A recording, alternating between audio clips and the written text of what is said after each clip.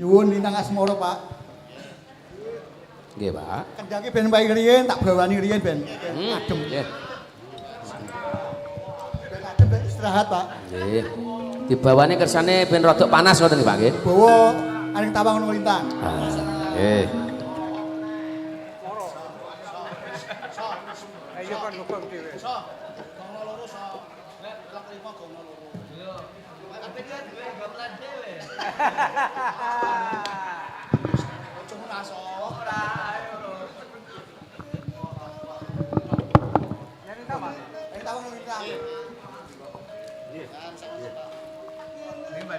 Nggih niki nyuwun izin ngadeg malih nggih Pak Karji.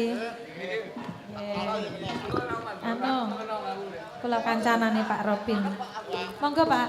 Yen ning tawang sak monten nggih. Nggih. Turune. Nggih. Ben istirahat sing ngendang. Nggih kersane istirahat riyen. Sedaya monggo katuran dahar. Matur nuwun Mbak Sambil Sulis. mirengaken swantenipun Bapak Robin monggo sami dahar. Oke, dienakne kok gak gelem to, Pak. Yen ing tawang Keduren Pak, jenengan rada mendek saiki. ana Lintang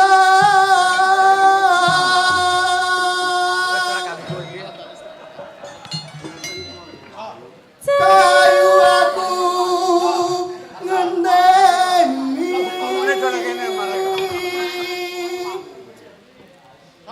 marang bekon ing asa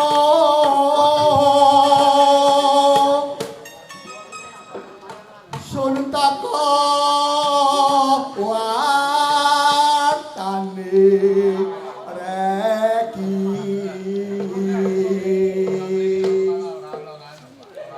janji ku eling sumedhat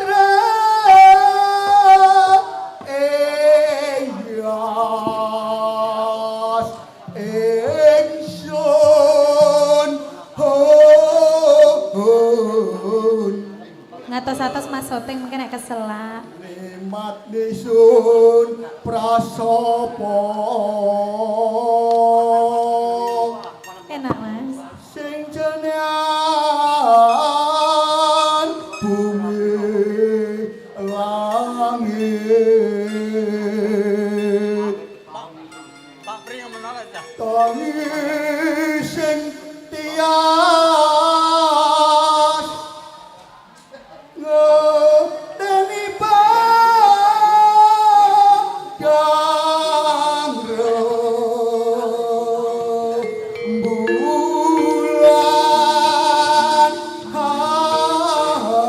rembulan duet Lintang Asmara Luar Nggih, biasa Pak siap Robin. Bapak Robin. Matur Luar nuwun. biasa. Wah, niku supporternya Bapak Robin. Sip ya Pak ya. Ya. Nggih. Salaman oh, nggih. Pokoke bawa niki larase sementen sing kuat namung Pak Robin. Nggih, Nah, leres. suwantene pancen Pentit, bulat, Mas. pentit pancen. lebih latihan apa Pak? Nah, nggih. Biasanya gua sawah. Iki jenis suara sing medhit. Nggih, pentit sanget niki. Monggo Mas.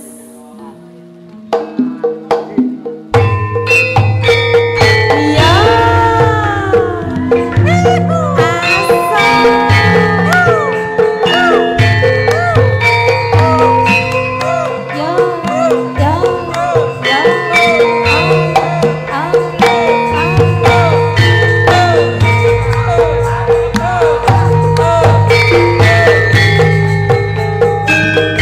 Karawitan Karji lawas. Yes audio. Hijau mania. Yo.